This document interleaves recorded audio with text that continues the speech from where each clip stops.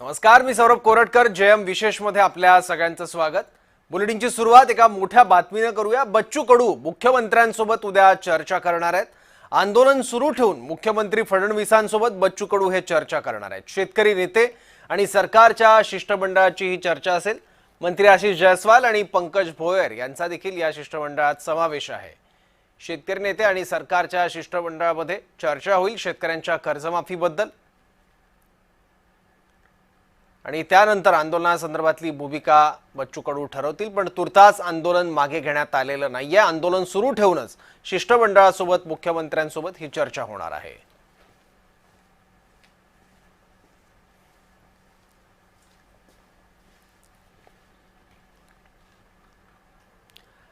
आजची सर्वात मोठी बातमी बच्चू कडूंच्या आंदोलनाची आहे. बच्चू कडू यांच्या आंदोलनाचा आज तिसरा दिवस आहे.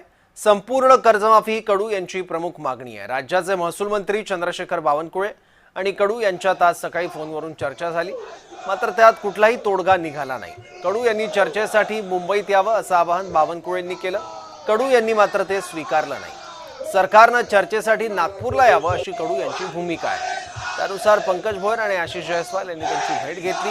त्यानंतर कडू मुंबईत येऊन मुख्यमंत्र्यांशी चर्चा करणार असं ठरलंय. कडू यांच्या आंदोलनात हजारो शेतकरी सहभागी झाले आहेत. 7/12 कोरा करा, MSP जाहीर करा आणि शेतकऱ्यांना 6,000चं पेन्शन सुरू करा अशी त्यांच्या प्रमुख मागण्या आहेत. महत्त्वाची बाब म्हणजे मुंबई हायकोर्टाच्या नागपूर खंडपीठानं या आंदोलनाची सुमोटो दखल घेत आज संध्याकाळी 6 वाजेपर्यंत आंदोलनस्थळ रिकामं करा असे आदेश दिले होते.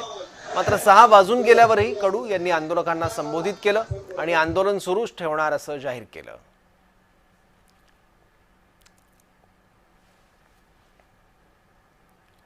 तर या आंदोलनाबद्दल आज दिवसभरात आलेल्या महत्त्वाच्या प्रतिक्रिया आपण पाहूयात.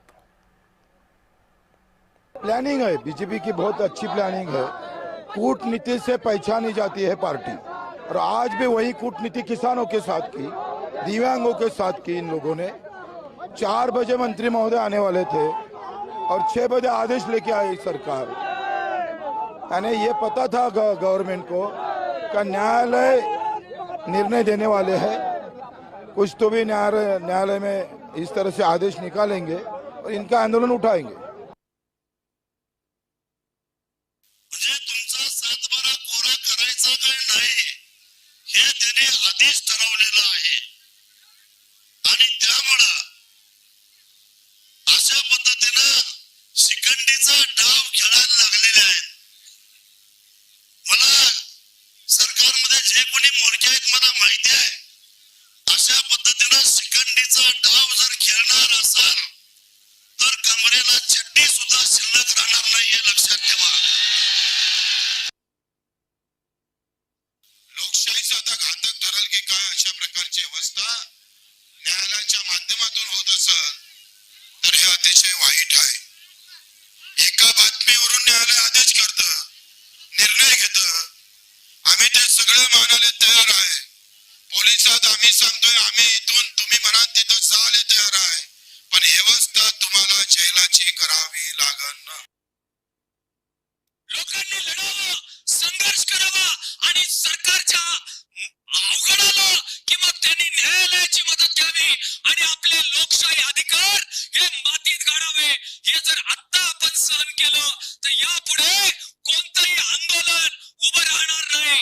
आज जे मुंबईला जरांगे पाटलांच्या आंदोलनात झालं, आज जे बच्चू कडूंच्या आंदोलनात होत आहे, शेट्टी साहेब, तेच उद्या तुमच्या, ते आमच्या, ते प्रत्येकाच्या आंदोलनात होणार आहे. तर बच्चू कडू यांच्या नेमक्या मागण्या काय आहेत शेतकऱ्यांसाठी त्या बघूयात. कोणत्याही अटी शर्तींशिवाय शेतकऱ्यांचं पूर्ण कर्ज तात्काळ माफ करा.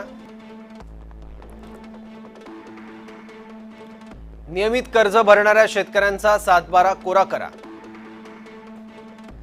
उसाला यंदा प्रति टन 4,300 रुपये FRP द्या. कांद्याला किमान प्रति किलो 40 रुपये भाव द्या. कांद्यावरील निर्यात बंदी उठवा. कांद्यावरील किमान निर्यात मूल्य कायमचं बंद करा. कांद्यावरील निर्यात कर कायमचा बंद करा. गाईच्या दुधाला किमान 50 तर म्हशीच्या दुधाला 65 रुपये दर द्या.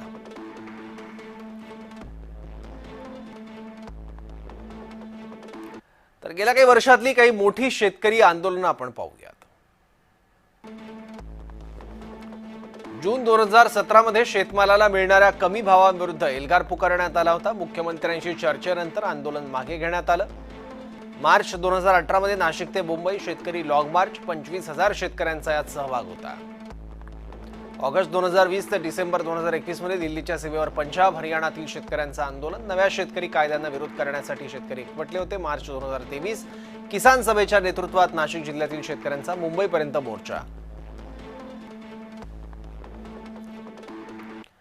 याआधी देशात आणि राज्यात कर्जमाफी कधी झाली होती पाहूयात. 1990 मध्ये व्हीपी सिंग सरकारकडून पहिल्यांदा कर्जमाफी करण्यात आली. 1990 मध्ये निकषानुसार शेतकऱ्यांना 10,000पर्यंतची कर्जमाफी. 2008 मध्ये मनमोहन सिंग सरकारकडून 60,000 कोटींची कर्जमाफी. 2019 मध्ये उद्धव ठाकरे सरकारकडून कर्जमाफी 2 लाखांपर्यंतची कर्ज माफ करण्यात आलं.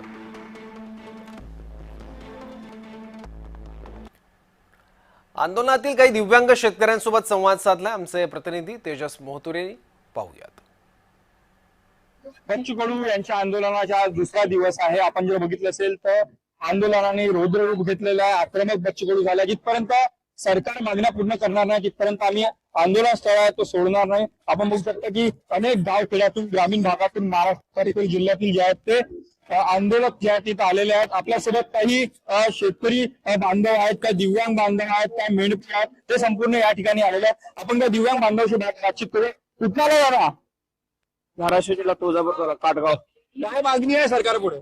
शेतकऱ्यांचे पूर्णपणे त्यांनी बोललेलं आश्वासन सातबारा कोरा करावा. दिव्यांगांना 6,000 पेन्शन भेटावं. आता किती पेन्शन मिळते? आता 2,500 रुपये मिळते. 2,500 रुपये का बघणार असतं? गॅस सिलेंडरलाच 1,018 रुपये द्यावं लागतं. आपल्यासोबत आणखी एक दिव्यांग बांधव. कुठून आलात तुम्ही? तुळजापूर तालुका अंदूरवरून आले. काय मागणी आहे तुमची? सातबारा कोरा व्हावा आणि आपल्याला 6,000 पेन्शन एवढी मागणी आहे आमची. काय मागणी आहे तुमची? कर्जमाफी झाली पाहिजे. मी दिव्यांग आणि दिव्यांग शेतकरी पण आहे. कर्जमाफी झाली पाहिजे. दिव्यांगाची मानधन वाढलं पाहिजे. आम्हाला पेन्सिल वाढवून मिळावं. आमचं 1,500 लोकांना लिहितोय. आमचा हात आपण नाही. आम्ही लोकांचे जुने भांडे करून पण आम्ही करू शकत नाही. आम्हाला पेन्सिल वाढवून मिळावं. विधवा पेन्शन 1,000 रुपये मिळते. मी करून खाते. मग माझी लाडकी बहीण योजना बंद का केली? मी तुमची लाडकी बहीण नाही का? मी तुमची लाडकी बहीण नाही का? माझं मत पडत नाही का तुम्हाला? काही विधवा महिला आहेत ते आल्या आहेत आणि आपल्या हक्काच्या मागण्या आहेत ते मागण्या पूर्ण अशी मागणी आहे ते संपूर्ण आंदोलकांची आहे. तेजस मोहतुरे, जय महाराष्ट्र, नागपूर. बच्चू कडू यांच्या आंदोलनामुळे नागपूर हैदराबाद महामार्गावर शेकडो ट्रक अडकून पडले आहेत. त्यातील काही चालकांशीही संवाद साधला आमच्या प्रतिनिधींनी. पाहूयात. बच्चू कडू यांच्या आंदोलनाचा आज दुसरा दिवस आहे आणि आपण बघू शकता की ज्या प्रकारे वाहतुकीचे विस्कळीत झाले आहेत त्याच्या फटका जे आहे ते मोठ्या ट्रकांना बसलेला आहे. सध्याच्या घडीला मी नागपूर हैदराबाद राष्ट्रीय महामार्गावर या मार्गावर जर बघितलं असेल तर ट्रकाचे रांगा सध्याच्या घडीला आपल्याला पाहावयास मिळत आहे. आणि काही ट्रक चालक आहेत जे इतर राज्यात जे आहे ते वाहतुकीसाठी हे ट्रक आहेत आणि सगळे सामान घेऊन जाणारे आहेत. त्यामुळे आपण त्यांच्याशी संवाद साधूया. कहाँ से आए हो आप? चेन्नई से आया हूँ सर. क्या चीज लेके जाने वाले थे? क्या थे? परचून है सर इसमें और दिल्ली जा रहा हूँ मैं फरीदाबाद. अर्जेंट माल था. अब यहाँ एक किसान आंदोलन है. इसमें हम क्या कर सकते हैं भाई? रुको रखा है, गाड़ी जाम लगा हुआ है. यहाँ भूखा प्यासा परेशान है. पानी भी पीने के लिए नहीं मिल रहा है इधर. कितने घंटों से आप रुके हो यहाँ पे? यहाँ घंटे हम 3 बजे, कल 3 बजे से रुके हुआ. फिर से 3 बजे से? दोपहर 3 बजे से रुका हुआ है. यहाँ ब्रेक डाउन है. अब क्या करें क्या नहीं करें? किसान आंदोलन चल रहा है. क्या आपकी मांग क्या रहेंगी? सरकार से क्या मांग रहेंगी? सरकार से हमारी यही मांग है भाई, किसान को भाई इसका मुआवजा पूरा कर दो भाई. हमको क्यों परेशान कर रहे हो? ड्राइवर को तो कोई रास्ता ऐसा भेजो जो गाड़ी कोई रास्ते से निकल जाए दिल्ली की तरफ. आपल्यासोबत पुन्हा एक ड्रायव्हर त्यांच्या संवाद साधतो. कहाँ से आए हो ये? मैं तो बट्टी बोरी से आया हूँ, हाँ, कहाँ जा रहे हो आप? कलकत्ता जा रहा है। अच्छा, क्या था माल ट्रक में? और रेलवे का माल है, रेलवे चेची से। अच्छा, तो क्या कब से आप रुके हो, कितने घंटे हुए आपको? कल 4 बजे से रुके हैं। अच्छा, क्या फिर क्या मान खाने खाया पिया आपने कुछ? अरे खाने पीने का ना, यहाँ कोई किसान वाले भी नहीं पूछ रहे हैं, ना कोई यहाँ पुलिस पूछ रही है। चाहे आप खाओ या ना खाओ, इससे कोई मतलब नहीं है। इससे मदद तो मिली होंगी ना किसकी? अरे खाने पीने कुछ भी किसको? कुछ नहीं मिला, मदद कुछ नहीं मिला, मिल रहा है अभी यहाँ कोई मदत नाही मिळाला ड्रायव्हर को तो. बघू शकता की ड्रायव्हरचे जे बेहाल इथं झालेले आहेत 48 तासापासून आपण जे बघितलं असेल तर हे ड्रायव्हर निघाले आहेत आणि इथं येऊन त्यांना पूर्ण आंदोलन आज दुसरा दिवस आहे 24 तास त्यांना झालेले आहेत. कहाँ से आए हो आप?